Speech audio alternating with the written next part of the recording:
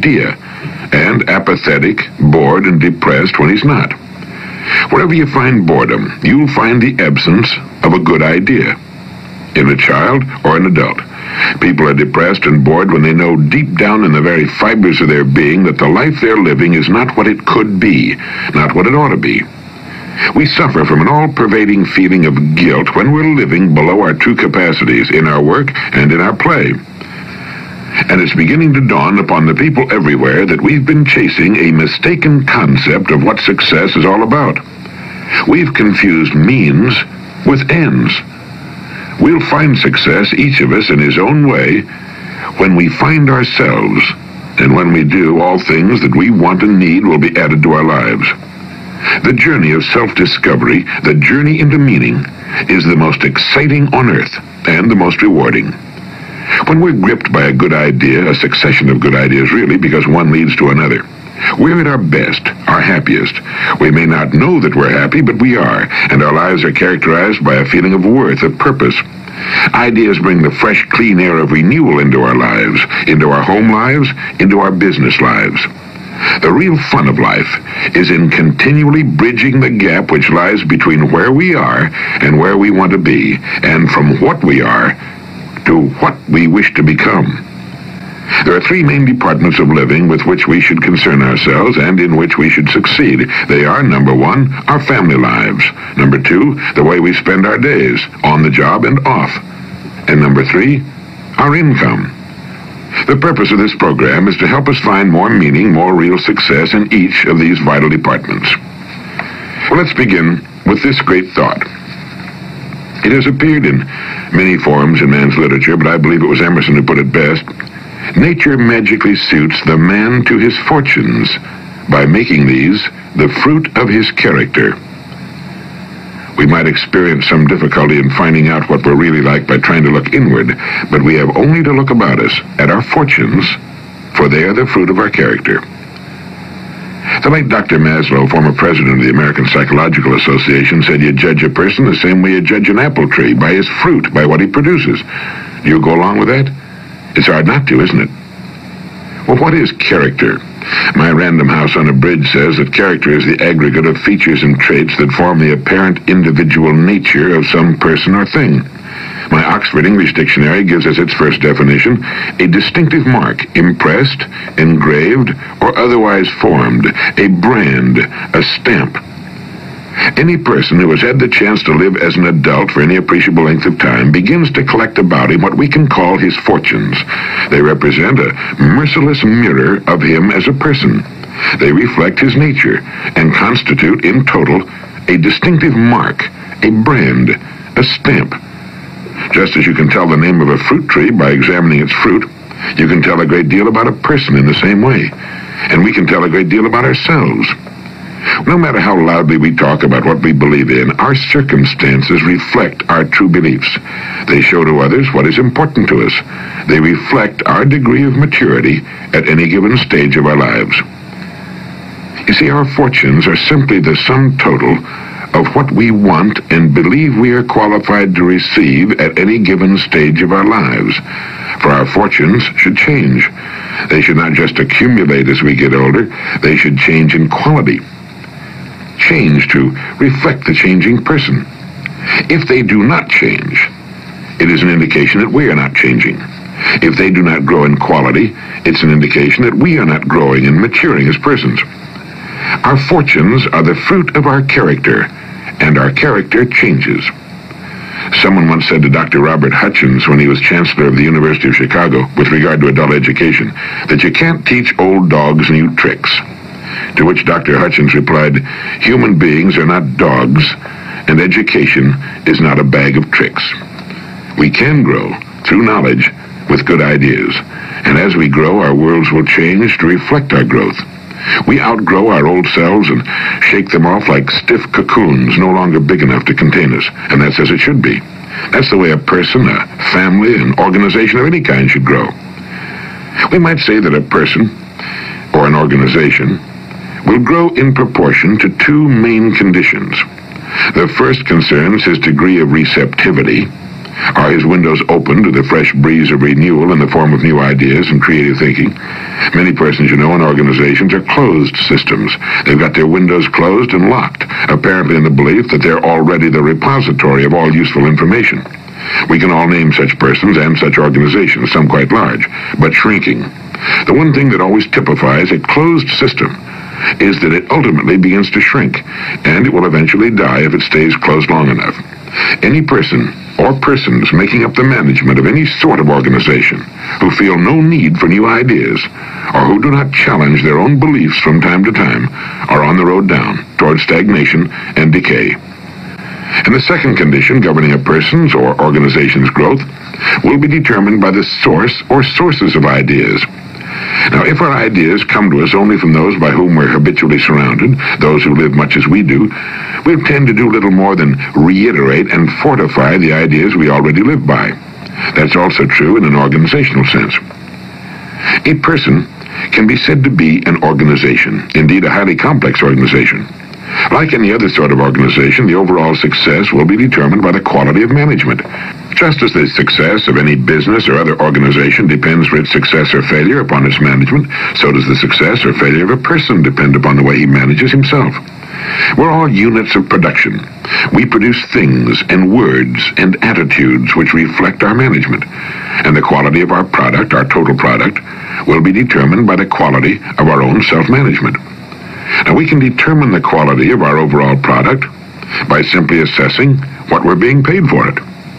It's true for a person, or for a business firm, or any sort of organization.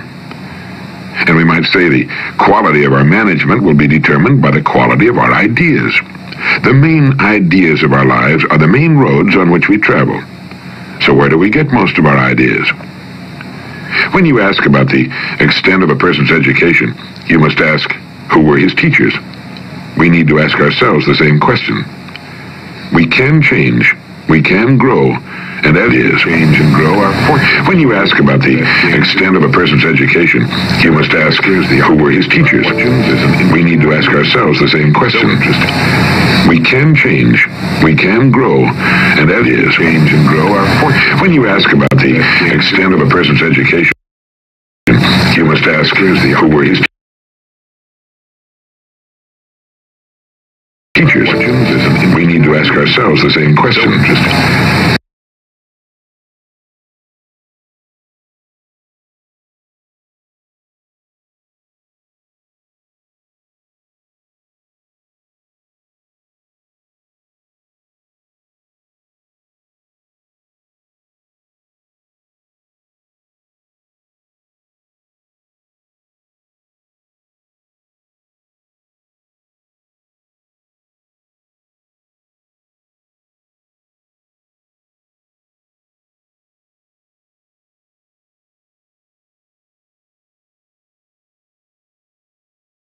That it could bring about a significant change in our way of living. It could modify or completely change our goals in life. It gives us a way of assessing the quality and the importance of the product we're producing in each of our important divisions. Let's say a company has 3 divisions. 2 are doing well, 1 is losing money. Now, the one that's losing money, provided it's been losing money for some time, would seem to indicate that it has poor management, or else it produces a product or service without sufficient demand on the part of those it would serve. Now, the same can be said to be true of the different departments of our lives. Quite often a person will be great in one department and poor in another. Great on the job at making a living, perhaps, but poor at home, or great at home and poor on the job. I think we can safely say that every relatively normal person wants to succeed in each of the 3 main departments of living. In his family life, in the way he spends his days, that is, the work he's chosen and the way he chooses to spend his free time. It's surprising, how many people tend to forget that they chose their work of their own free will, just as they chose their spouses of their own free will, and the main direction of their lives of their own free will. And we all want to succeed in the income department. That is, we want an income sufficient to fulfill our wants, not just our needs, but our wants as well. Now, we control our rewards in each of these departments. If we've been adults for any real length of time, and if we've achieved any real maturity, we must admit to ourselves that our rewards in each department are commensurate with our management, with our success in interacting with those upon whom our success depends. Now, that's an idea we will accept or reject, depending upon whether our windows are open or closed.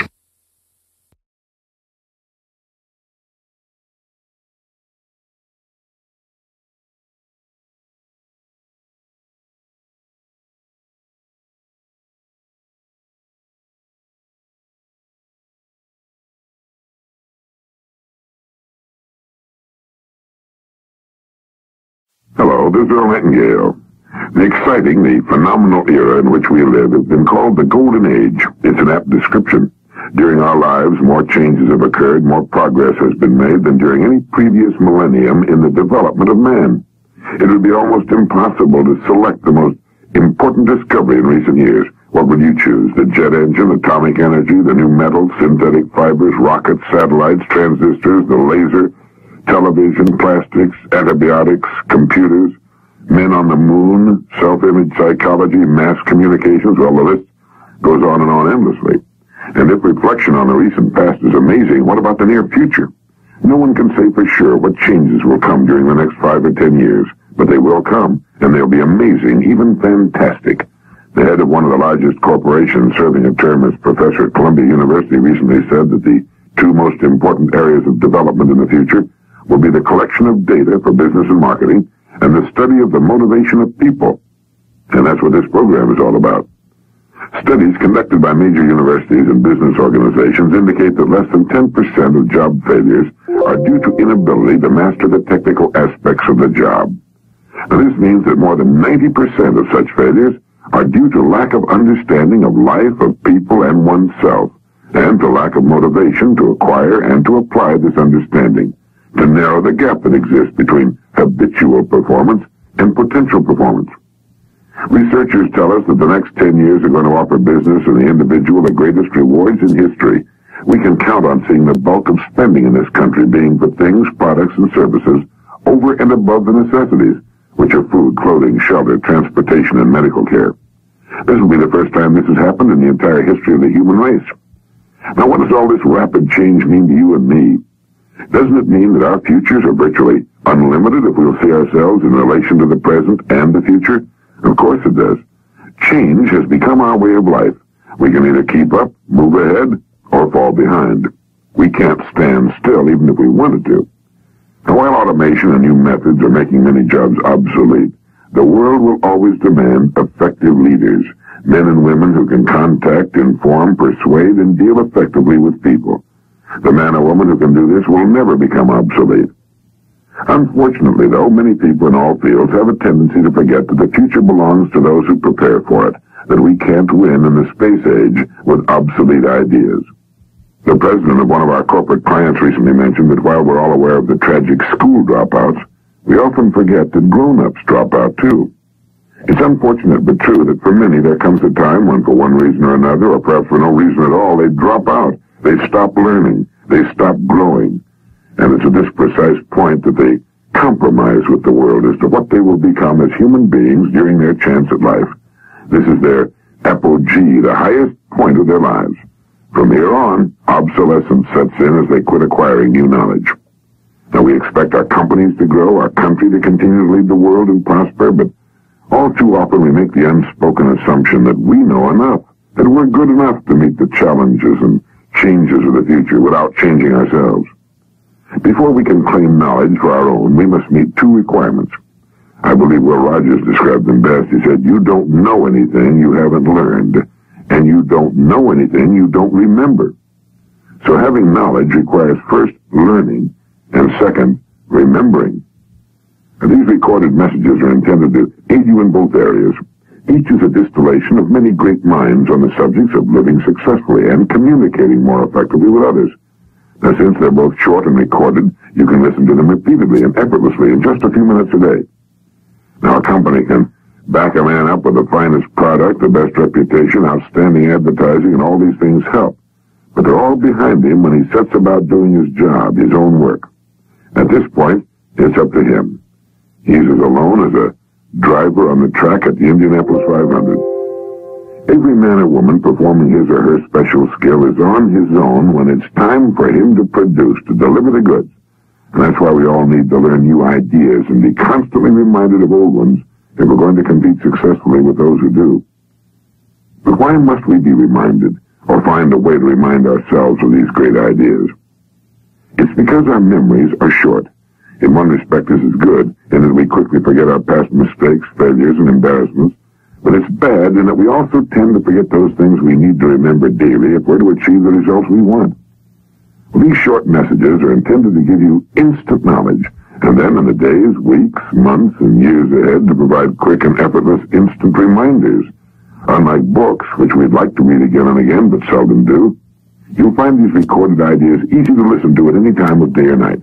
Just a few minutes of listening and you're back on the track again with a wealth of helpful ideas you can put into action immediately. Now, no one can force an individual to improve, become bigger and more effective in whatever he does. The person who moves forward has to do it through individual effort, and this is as it should be. Because in the last analysis, every person is working for himself. He's building his own life, regardless of where he happens to find his rewards. And the ideas and principles in these messages provide you with an opportunity to grow, to live and work closer to your potential as a human being. What action you as an individual take is your own affair. There isn't a human being on earth who's interested in growth and personal success who doesn't have these 4 vital needs. 1, information. 2, a plan of action to put that information to work. 3, reminding, constant reminding of what he or she knows. And 4, inspiration, the motivation to grow and build a better life on the foundation of his present one.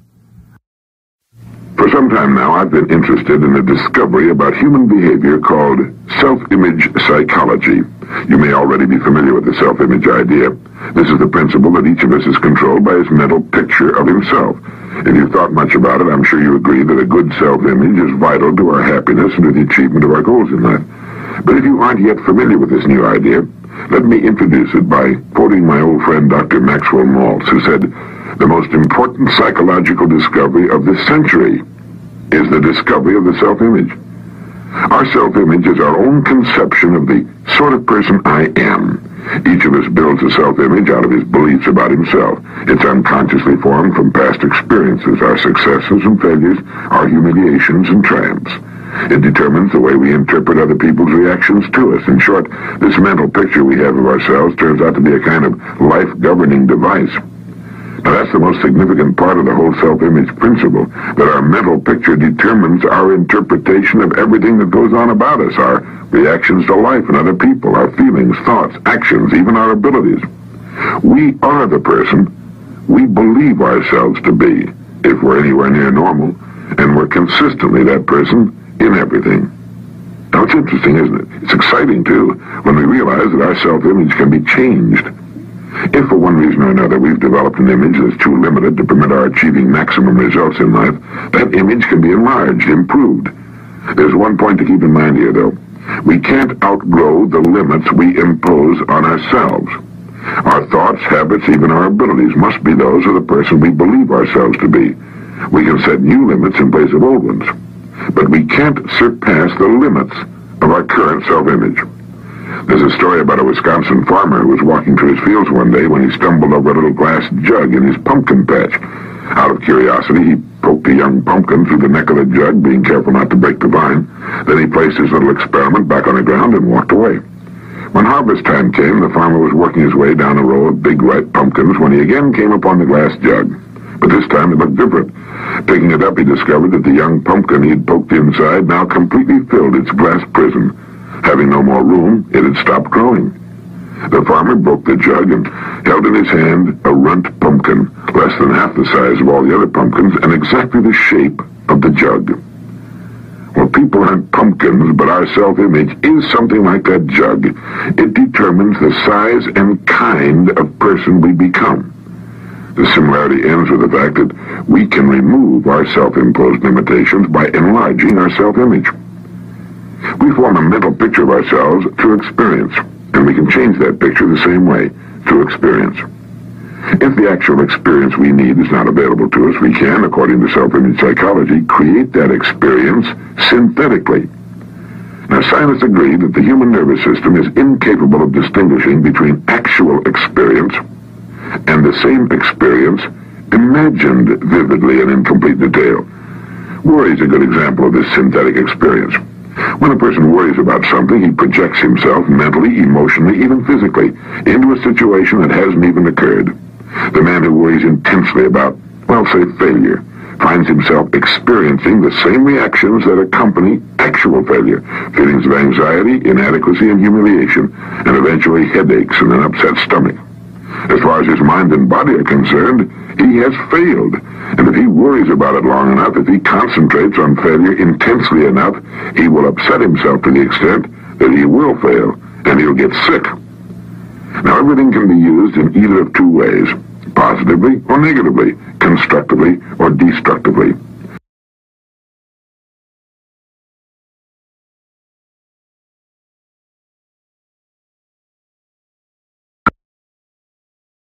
Constructively or destructively.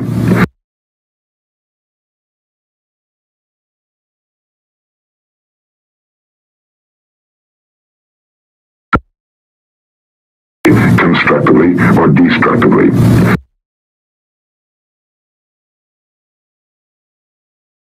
Worry is the negative use of creative imagination. It's a negative synthetic experience. But most people apparently never realize that positive results, just as real as the negative results of worry, can be achieved through using our imagination constructively. Our minds are complex and marvelous, but like electronic computers, they can only act on the data we feed them. The man who worries about failure is unwittingly defeating himself. He's feeding his mind the wrong data. If he spent the same amount of time visualizing success as he spends thinking about failure, he could reverse the process of synthetic experience.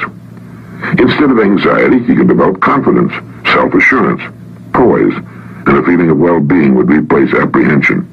By concentrating on the success he desires, by synthetically experiencing that success, he can expand his self-image into that of a person for whom success is normal, expected. Why not practice holding the self-image of the person you most want to become? This is the person you can become. If you feel you'd like to enlarge your self-image, then I'd like to invite you to join me in some image building. During the next few weeks, listen to this message at least once a day. This way you'll firmly implant in your mind the concept of the self-image. Use your spare moments to concentrate on your goals and the greater success you seek. Analyze your past successes and formulate ways your success can be increased in the future. While on the way to work, between appointments, while waiting to see a client, these are all excellent times for directing your attention to positive, constructive thoughts. Put more into the positive use of your imagination than you ever put into its negative use, worry. You're merely reversing the same creative process.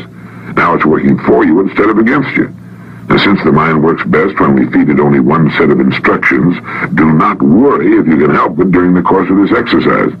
Your creative imagination can enlarge your self-image appreciably in just 3 weeks, and it will if you just let it. Nobody pokes us into glass prisons beyond which we can't grow, but all too often, almost unknowingly, we set unnecessary limits for ourselves by holding a self-image that's restricted, inadequate for the full realization of our potentialities. Each of us is, at this moment, the product of all his thoughts and experiences and environment up to this point. Through thought, we can control to an almost unbelievable degree both our experience and our environment from here on. Whether or not we choose to direct our own course through life is entirely up to us. The important thing is to know that it can be done. This is Earl Nightingale, and thank you.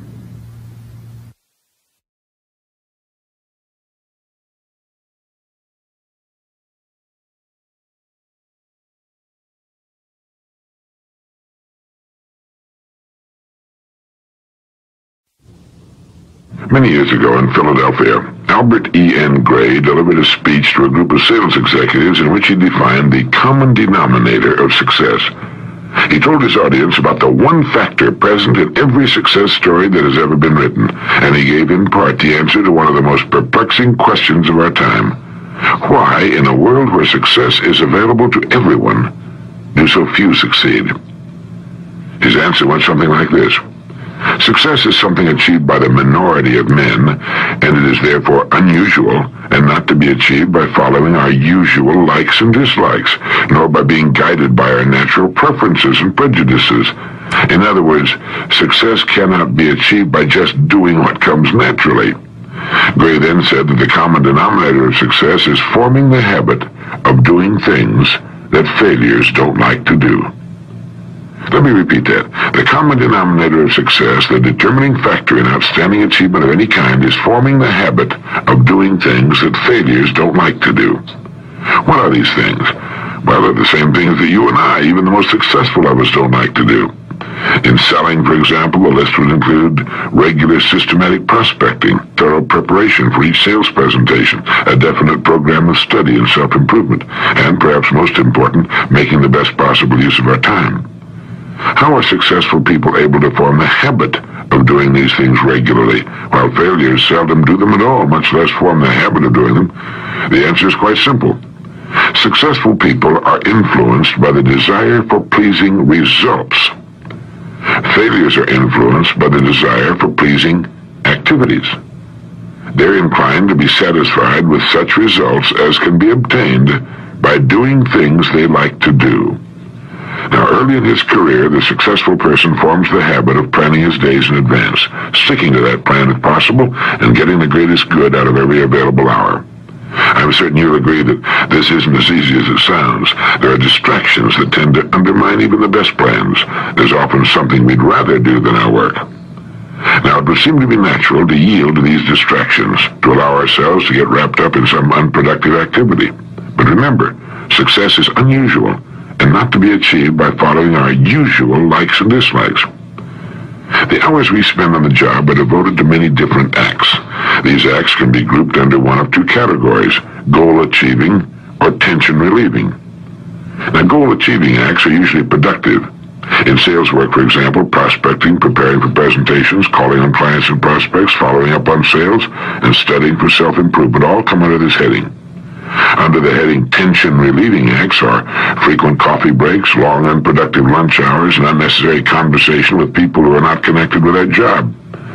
Productive goal-achieving acts lead to pleasing results, while unproductive tension-relieving acts are merely pleasing activities and do nothing to move us forward.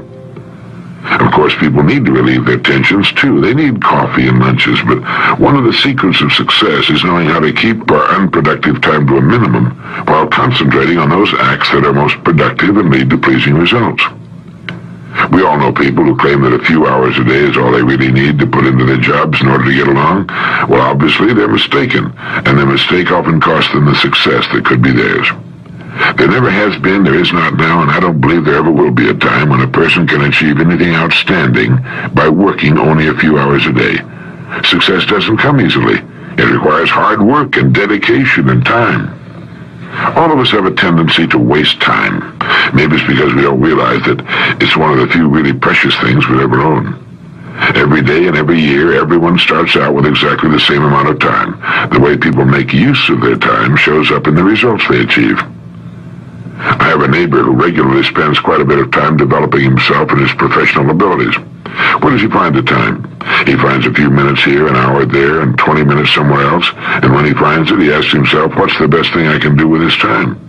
He takes every opportunity to learn more about his business and his career. He says it's as though he has the privilege of inviting into his mind the great authorities in any area he wants to explore. And these guests tell him how to get more out of living and more out of his work. With a choice like this, you couldn't pay my friend to go back to his old tension-relieving, time-wasting inactivity. Yes, time is available for us to use, and it's up to us whether we make a habit of using it wisely. One of the easiest ways to form the habit of making a wise use of time is to think for just a moment before we begin a new activity. Pause and think, now what kind of act is this to be? Productive, goal-achieving, or tension-relieving? You might want to keep track just to see how you're measuring up. Do this often enough and the wise investment of time becomes a habit, the habit of acting in your own best interest. The common denominator of success is forming the habit of doing what failures don't like to do. And the thing failures dislike most is making the wisest possible use of time, one act at a time, all day long. Form this habit, and as William James put it, you'll wake up one fine day to find you're among the competent ones of your generation. This Earl. As General Sherman said, war is hell, and anybody who's ever been close to one will agree with that. However, war, or the prospect of war, has motivated our scientific and technological people to some almost unbelievable achievements. Compare, for instance, our old World War II anti-aircraft guns with the new rocket-powered air defense missiles. As a young Marine in the Pacific Theater, I stood on the deck of the old battleship Arizona watching our anti-aircraft guns turn the sky black with air-burst explosives, but I didn't see many hits. As a matter of fact, I didn't see one hit. Nowadays, though, we have computer-launched, rocket-powered, heat-attracted missiles. Once launched, these missiles home in on their prey, reacting to the target's engine heat. Being self-propelled, they track the enemy with deadly precision, and regardless of its speed or evasive action, almost always score a hit. Now, I see a parallel, and I think you will too, between the old and the new weapons systems and the way in which many of us operate. Take a salesperson, for example. Some salespeople, like the old anti-aircraft projectiles, aim at their target as best they can and proceed along a predetermined sales track. But if their target, the prospect, fails to perform as predicted, they miss the sale. And if they miss by an inch, they might as well miss by a mile. In selling, one doesn't get paid for near misses. Other salespeople, like the new heat-attracted missiles, sense the prospect's reactions and adjust to them. Personal interaction with the prospect guides their presentation. They can double back, change pace, or make other creative modifications necessary to close the sale. Now, the difference between these two types of people lies in what's been called empathy-ego balance. And it's applicable not only to salespeople, but to men and women in all areas of activity where persuasion and communication and leadership are important. David Meyer and Herbert M. Greenberg discussed this in the Harvard Business Review. I see empathy as the ability to imaginatively project ourselves into another person's situation, to stand in his shoes. The man who possesses great empathy can sense the feelings and reactions of others and can change course as the situation changes. The empathic person, for example, picks up an infinite variety of cues and clues about his listener's feelings and convictions. He is, in effect, experiencing these along with his listener. The person with little empathy functions like the old weapons. Once he launches into a subject, he follows a given course of action with little regard or awareness of the feelings of his listener. Now then, ego means self, as in self-restraint, self-respect, self-esteem. To understand this, we have to disregard the popular but inaccurate conception that equates ego with big-headedness or conceit. The ego we're talking about here is the mental picture a man has of himself and his abilities. Ego provides the drive a person needs. It's his propulsion. His ego makes him want and need to succeed, not just for the money or merit to be gained, but for a deeper and more personal reason. His self-image improves dramatically with success and diminishes painfully with failure. Ego provides a strong competitive instinct to win every race, every day, a will to win that triggers extra energy when extra effort is needed. Now, both empathy and ego are functions of the mind and powerful tools in any interpersonal situation. Best results are achieved with a strong balance of both empathy and ego. The key is balance. Let's go back to our sales example again and examine what happens when a salesperson's empathy-ego combination is not in balance. The one with lots of empathy but too little ego drive may be a fine person. He's a good guy and has many friends. You'd think he'd be a top producer, but he usually isn't. He gets along with the prospect, understands him, and frequently brings him near the close, but he lacks the ego drive to move the prospect that final inch to the sale. People like him, but too often end up buying from someone else. Now, just as inadequate as the salesperson with lots of ego drive but too little empathy. He'll bulldoze his way through to some sales, but failing to understand his prospects, he misses many more. He forgets that a sales situation is not a contest where one person wins and the other loses. Either both win together or both lose. So you see, the key is balance, that wonderful balance of a strong sales drive and a deeply empathic nature. Those who have cultivated this balance are invariably found at or near the top. So how is your empathy-ego balance with the people you come in contact with every day? If a need for greater empathy is indicated, this is an attribute that can be developed with practice. You might recall the advice Atticus Finch gave his young daughter Scout in Harper Lee's great novel To Kill a Mockingbird. He said, "You never really understand a person until you consider things from his point of view, until you climb into his skin and walk around in it." Remember, everyone needs friendship, prestige, independence, achievement, and group membership. And in addition to these universal needs, each individual has his own particular interests and desires. Keeping his needs in mind will help you see things from his point of view, get a feeling of what's taking place inside his skin. Trust that feeling, act on it, and you'll find your empathy increasing with use and practice. To become stronger in the ego department, you might consider that all the great leaders are individualists with a healthy degree of self-esteem. Reasonable egotism is part of character and strength. Don't demean it in yourself or others. Reflect on what others have accomplished, men having no greater opportunity or personal resources than you now command. Your ego drive will increase with an increase in your knowledge of the range of accomplishments you can achieve. An improvement in your self-image, a raising of your goals, will open the door in the wall you may have unknowingly built around yourself by past performance, past environment, past thinking. The man or woman with a strong empathy-ego balance is dynamic and self-reliant, has endless drive and energy, and is concerned about other people and himself. He's mentally balanced to solve the problem, achieve the objective, hit the target. Such a person is a guided missile who's more wonderful than any scientific development man can ever dream of. And this kind of person is a great person to be with, or to be. This is Earl Nightingale, and thank you.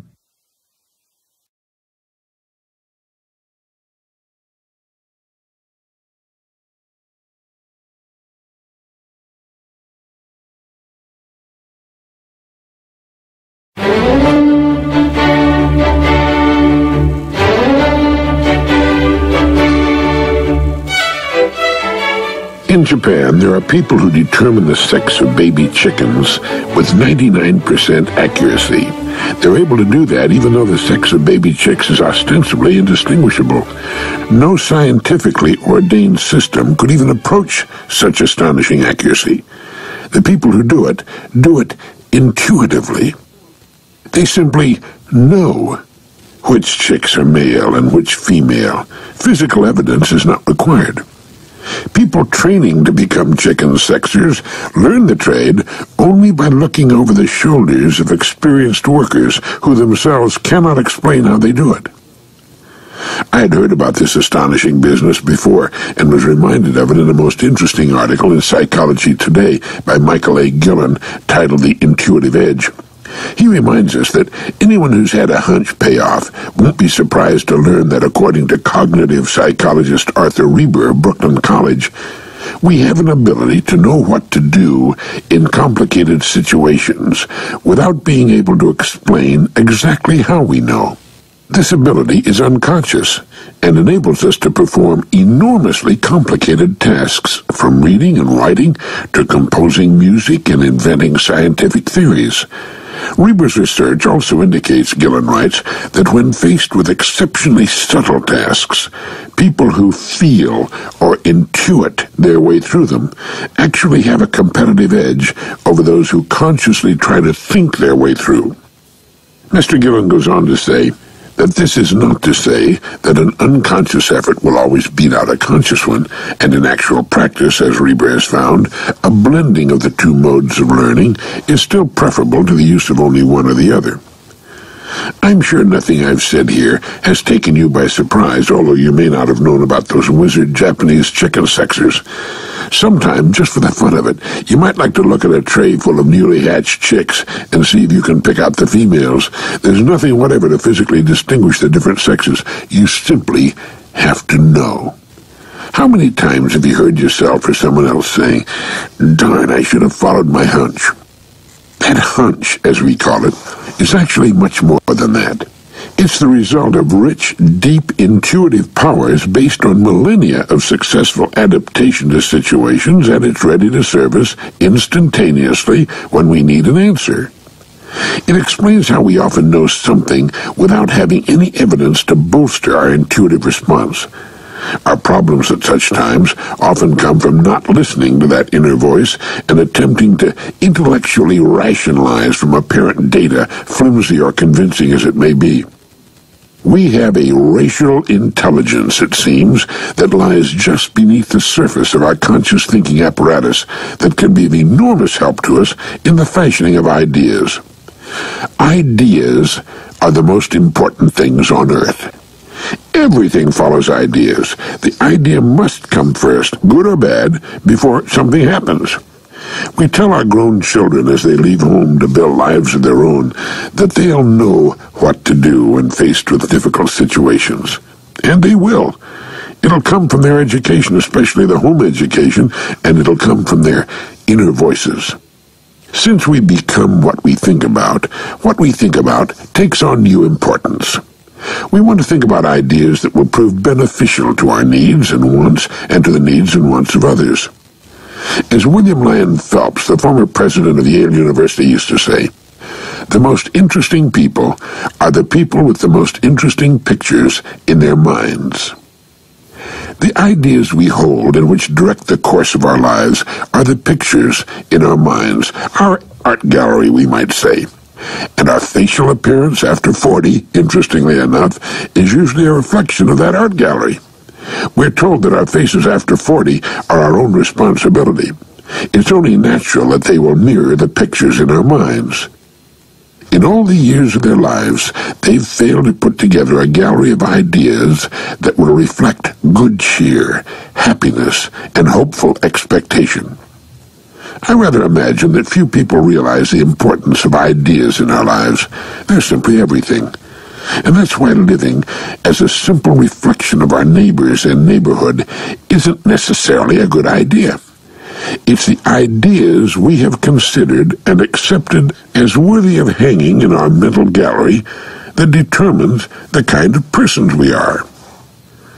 Listen to this. I slept and dreamt that life was joy. I woke and saw that life was duty. I acted, and behold, duty was joy. Now there's an idea I hold, from which I derive a great deal of inner peace and contentment. No doubt when the great poet Rabindranath Tagore of Calcutta, India, worked that poem out, it was the exposure of an idea that meant a great deal to him. Joy, one of the greatest of life's treasures, comes from fulfilling our duty to those we've chosen to serve. Now, we choose our work. It isn't forced upon us once we're independent adults. Doing it to the very best of our ability should bring us joy. If it doesn't, there's something wrong somewhere, and it's very probably that we're in the wrong work or fail to see our work in the proper light. Are we as prepared as we should be? What do we know? How well have we developed whatever talents and abilities are inherent in us? If we don't see opportunity in our work, it's in our vision. We're not looking deeply enough or creatively enough. And so we fail to see all the opportunities for expression available in our present work. Do we belong to the group that thinks education comes naturally just from being alive? Do we think the education we have is good enough to stretch over a lifetime? What are we doing about it? Are we sponges soaking up knowledge on every side? For many, a diploma or college degree is like a vaccination. In fact, it's called the vaccination theory of education. These people believe that once the diploma or degree's in hand, education for them is over. A college president reported that as he walked toward the podium on commencement day, he overheard a senior saying to another, "Thank God it's over. I'll never open another book as long as I live." He said they were the saddest words he ever heard. Somehow the idea of education had not been sold to that young man, nor did he know the meaning, strangely enough, of the word commencement. Education is a lifelong process, and should end only when we do, and commencement means beginning, not end. Beginning of independence, yes, but also the beginning of the enriching education that will hang the pictures in our minds and determine what we become as persons. Ideas, the great ideas that move us to be better and greater than we now are the deep anchors that will hold us steadfastly in place when the great storms of life crash around us. They're the anchors that prevent our being intimidated or diverted from our path by expediency or fad or shallow opportunity. And they provide us with a set of sensors that can pick up the dishonest and the phony. Getting the cheap and shoddy, the quick buck past a person conditioned by such ideas is like trying to sneak a sunrise by a rooster. Such great ideas provide a security system for us without disturbing our sense of humor. In fact, our sense of humor is greatly enriched by such ideas, and smiling and laughter become important parts of our days. Now, we're by no means immune to mistakes, but understand that they're a natural part of growth and reaching into the unknown future. And are the ideas we hold in concert with our goals? They must be if our goals are to be successfully achieved. What is an idea? We say, I have an idea. What is that? It's surely more than a neurochemical response, although it's that too. An idea is the bringing together of known increments to provide a result. Let's go to the beach, someone says. Without a moment's hesitation, we take the known beach factor, add it to existing transportation facilities, the proper clothing, possibly a picnic lunch, and suggest the resulting idea to those we're with at the time. It all happens instantaneously, although all sorts of interconnections are going on in our brains.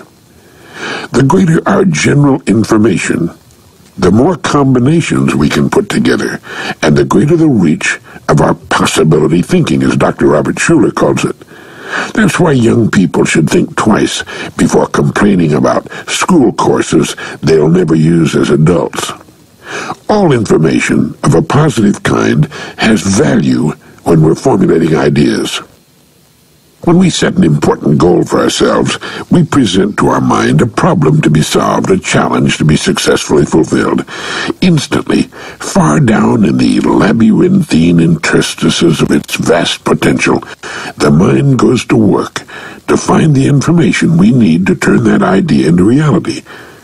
The idea of getting an automobile becomes a true automobile we can drive and wash on a warm Sunday afternoon. Perhaps our path from inception of the idea to the time we get into the automobile, turn on the key, and drive away is rather tortuous, even circular, leading first here and then there. More often than not, we get in our own way by doubting the suggestions that filter into our consciousness, only to discover later that they would have been marvelous shortcuts and simplifications of the process if we had only heeded them. But eventually, the idea, the invisible idea, becomes sheet steel and glass and upholstery and rubber, and from time to time, a pain in the neck as well. The idea has become real in our life, even if it takes 3 years to pay for it. Everything we obtain during our lifetimes comes to us as a result of that system. Often it consists of nothing more than a trip to the grocery store, or a telephone call, or a command to a teenager, followed by the rationalization of the command, and or the additional idea of offering some sort of reward for following through on the idea. Idea followed by fulfillment. And as our ideas progress upward in degree, cost, and complication, it's still the same process that will result in fulfillment, or be frightened off by timidity, rationalization, or, on occasion, just plain good common sense. Sometimes, as we toy or tinker with a delicious idea, our thinking process is flooded by other ideas indicating that that particular delicious idea will have to be postponed for a year or two, or maybe 5 years, even more. Our thinking process tells us, yes, it tells us, that we've made the kind of quantum leap that's out of place if we're to stick to our present hierarchy of plans and ideas. That's why a written list is a good idea. Not that we can't modify that list from time to time. In fact, as we learn how readily such a system brings us fulfillment of our goals, it's not at all unusual to upgrade our list to include levels we may not at first have thought were in the ballpark for us. Millions of people use this process without giving it a second thought, without understanding the process at all. A system, once understood and tested, can be applied to whatever we can seriously consider as goal material. All we need to do is leave it to the system. We don't have to fully understand the system in order to use it. The more we try to rationalize and understand every aspect of the working process, the more we tend to get in our own way and limit our potential. It works. Leave it at that. Yes, we become what we think about, but the thinking is up to us, and the degree to which people regularly underestimate their capacity for accomplishment is immeasurable. We think nothing of the accomplishments of others. That is, what others do we take in stride, but when it comes to setting goals for ourselves, we tend to play things outrageously safe, and thus remain within limits embarrassingly small, especially if there's some sort of maintenance program in effect. That is, if we have a job, though its real demands upon us are minimal, we'll usually shut down any other efforts to prepare ourselves for, number one, a much better, more interesting kind of work, two, any sudden emergency that might develop. I remember watching a television news program in which laid-off workers of a closed Navy yard were being interviewed. The announcer asked, "What are you men going to do now that the Navy yard is closed down?" The man nearest to him said, "Well, I guess we'll just have to wait for it to reopen again." Another man said, "I've worked in this Navy yard for 25 years. I don't know anything else." In 25 years, a person could learn to do heart transplants in his spare time. What were all these people doing with the 16 hours a day they were not working? What about weekends and vacations? Take a pen and paper and work out the number of hours the average working person is actually on the job during a typical year. Then subtract it from the rest of his or her waking time. If an hour a day were devoted to learning, to anything of a valuable nature, the ending of a job would be an incidental thing or an actual benefit. And how about think time? The family provider should have emergency plans A, B, and C, at least A. Just as a platoon leader in combat must ask himself, what if the enemy attacks at night? From the rear, on Sunday morning during breakfast. The family provider should ask, and work out on that legal pad, what do we do if the company I work for goes out of business or lets me go for any reason? And in the meantime, how about that educational program in my main field of interest? During the industrial shakeout of the early 80s, we heard this comment again and again. I worked for that company for 30 years and now I'm out, just like that. To hear them talking, one might think they'd made a personal sacrifice for the welfare of the company they worked for. They say nothing about the fact that the company paid them for their time at the job and gave them the wherewithal to become anything they might set their hearts upon becoming. It was a fair arrangement. They were not kidnapped and pressed into servitude. They applied for their jobs and were accepted and were paid for the level of work they performed. There was no agreement to provide them with work until they were too old and infirm to continue. Why didn't they take the possibility of a layoff into consideration and prepare for such an emergency? John and Elsie did. When John was laid off, he and Elsie sold their home in Ohio and moved to Florida, where they retired in the sunshine. If he'd been laid off years sooner, they had their little real estate refurbishing business on the side they could have turned to full-time. If they had, they would have gotten rich. The trouble with John and Elsie was that they, like so many of us, underestimated what they could do with the time he was devoting to his job at the steel mill. The job and the regular weekly paycheck was something such people just don't voluntarily give up very often. But such men had father or mother figures on whom they depended for safety as well as survival. One was the union, the other was the company. The company was so big, with such big smokestacks, and employed so many people and made so much steel or whatever. Well, it had been there forever, and it would remain, and all they had to do was show up, do whatever was necessary to keep the job, and then go home again. Why did no one talk to these people about change? How do such people remain isolated from important information? Keep reading like that and you'll ruin your eyes, I used to hear my father say. Reading doesn't hurt the eyes, it's good for them, and especially good for what's lurking just behind them. But of course all that's gradually changing. Each year, more people move into the group that thinks.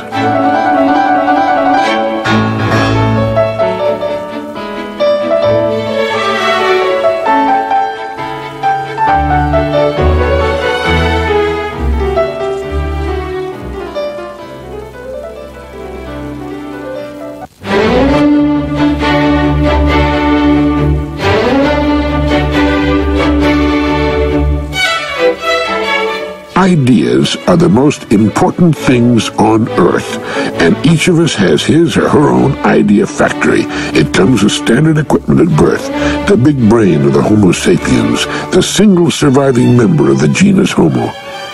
The baby is born, and we hold in our hands a miraculous living creature whose potential is unknown. What will enter that astonishing brain?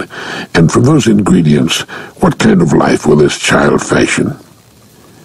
It's too bad that thinking is not a required course in the public schools. Not remembering, which is what most schoolwork is about, but thinking 1, 2, 3, 4, and so on, right into the higher realms of university education. It's the highest function of which the human being is capable, and it is not taught in our nation's schools.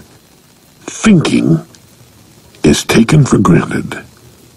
What every working person should receive upon finishing the training program offered by his employer is a tape cassette program.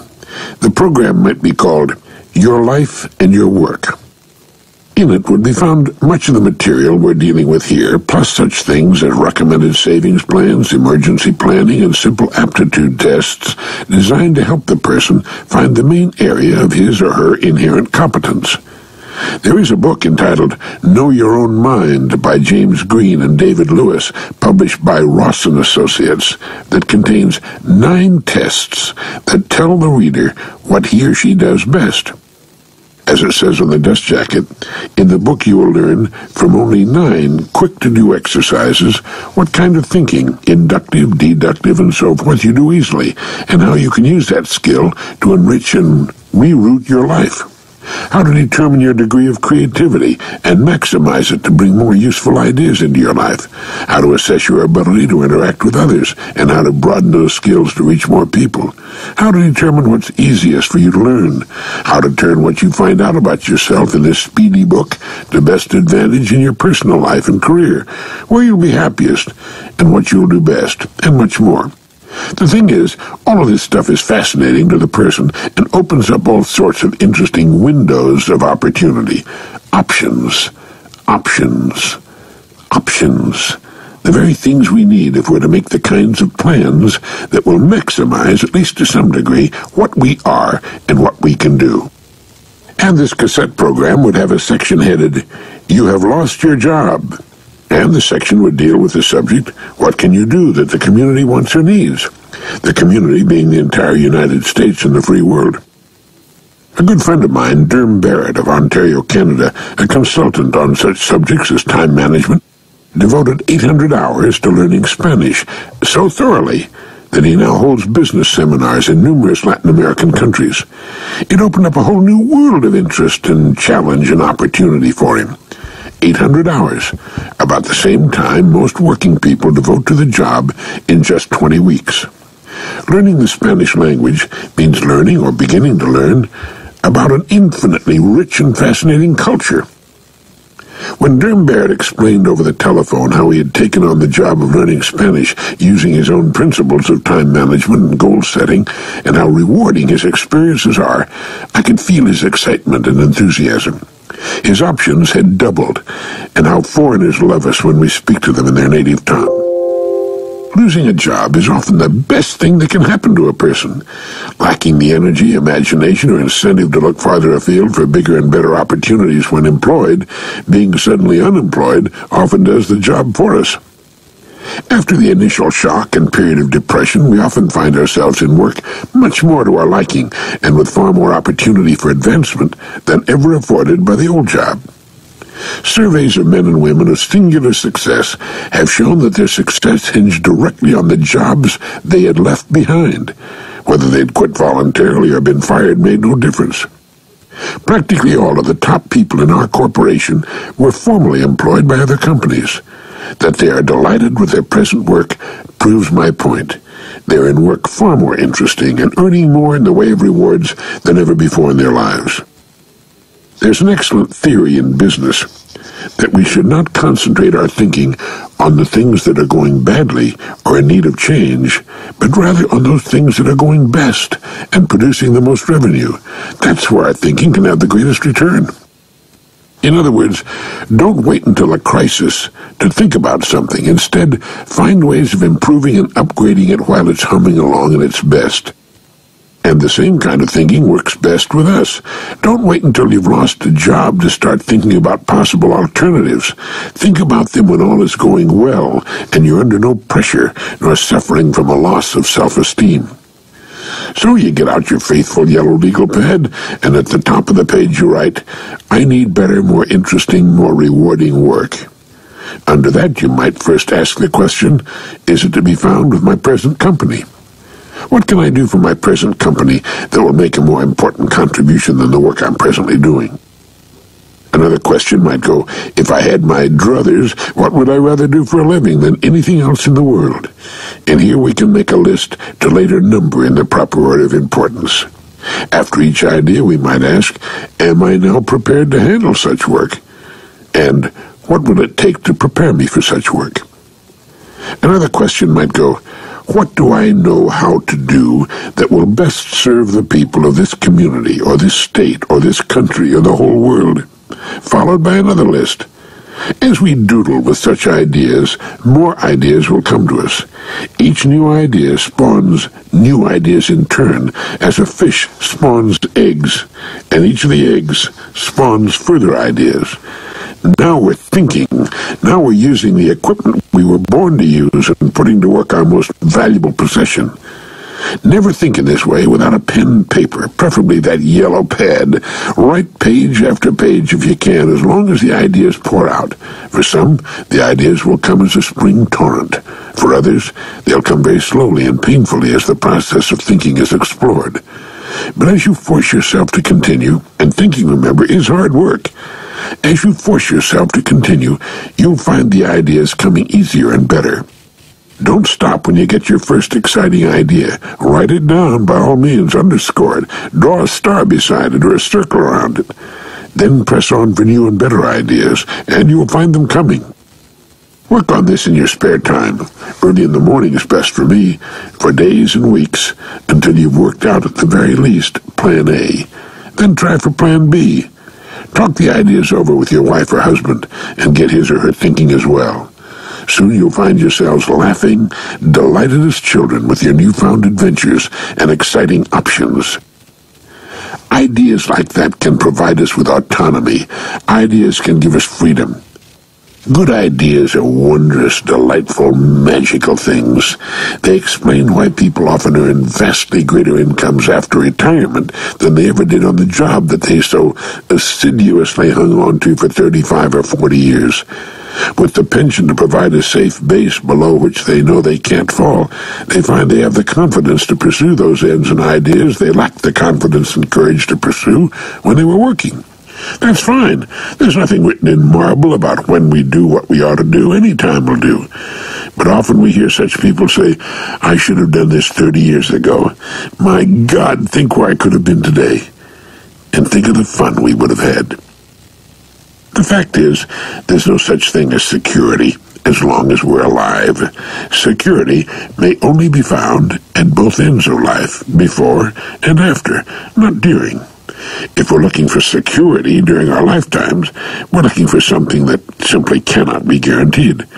Insecurity is our natural state. It's not the chimera, the fire-breathing, multi-legged and clawed monstrosity we think it is. Insecurity is autonomy and gives us the options we need for interest and challenge in our lives.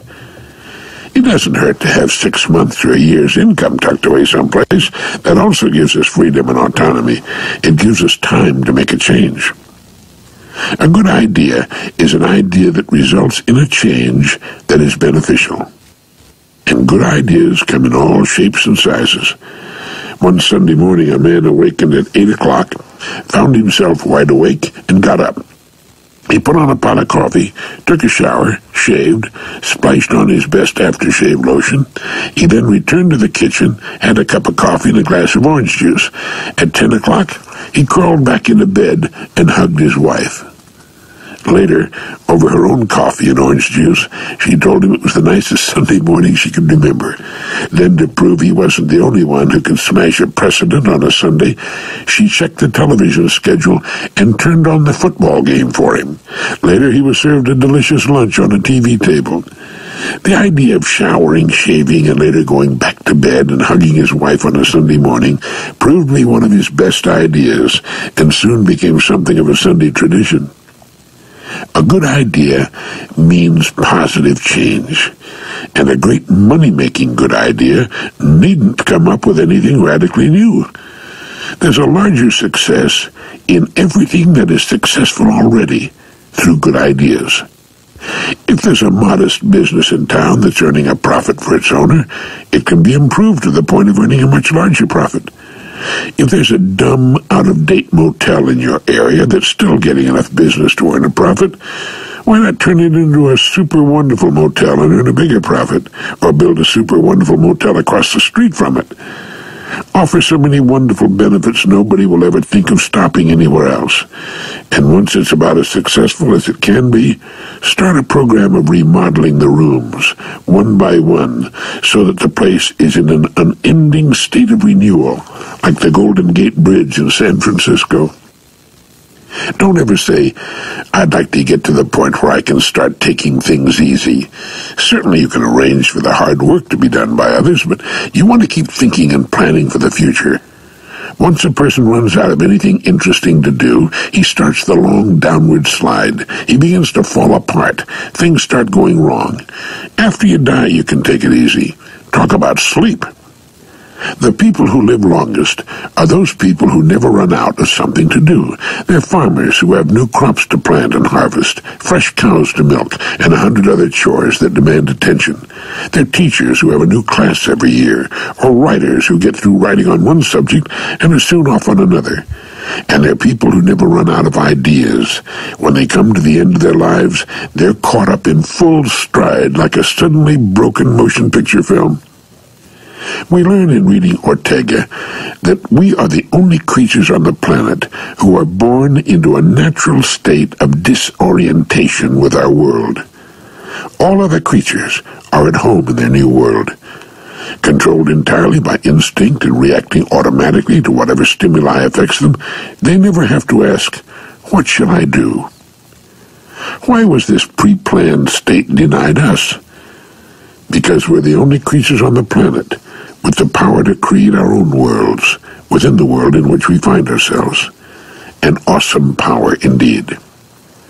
That's why ideas are the greatest things on earth, for it is ideas that shape our lives.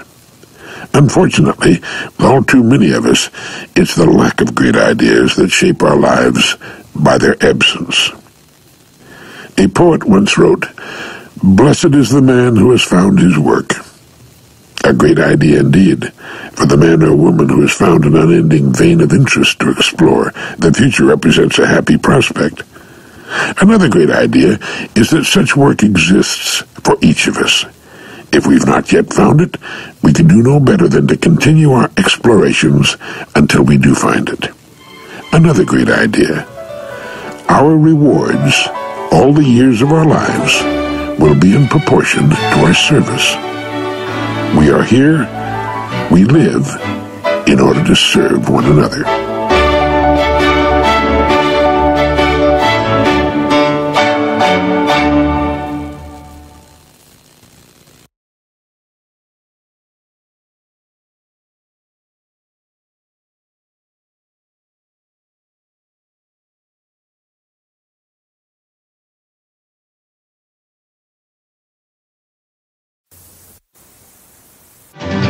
Happiness is doing your own thing in the interest of others. Isn't that what the musician does, or the star athlete? How about the actor or actress? It's also what the business person does. He or she does his or her own thing in the interest of others and makes a good living in the process. Do you see how it works? Without the others, nothing happens. Would football or baseball be the sports they are today without spectators in the stands? How much money could an athlete expect to earn if no one came to watch him play? Without others, our lives are meaningless. Words would never be written unless there were people to read or hear them. I need you as much as you need me. We all need each other. You've probably noticed that the happiest people are working people. That's where you see all the smiles and hear all the good-natured laughter. What makes people sick and makes them less than they might be is doing nothing. The unhappiest people in the world are people with nothing to do. Next time you get a chance, watch people who are hard at work. They're happy in what they're doing, or they're in the wrong work. When you run into a sales clerk who gives you a bad time, you're dealing with a person in the wrong job. He or she should have stayed in school longer or spent more time finding the right work. In a restaurant, the happy waitress, the one doing the best job and getting the most tips, is the one who fits her job like a surgeon's hand in a rubber glove. And now I want you to understand that, unfortunately, most people don't know what we're talking about here. They don't know there's work for them they'll enjoy and in which they can grow to their full potential. Those people just think that you get a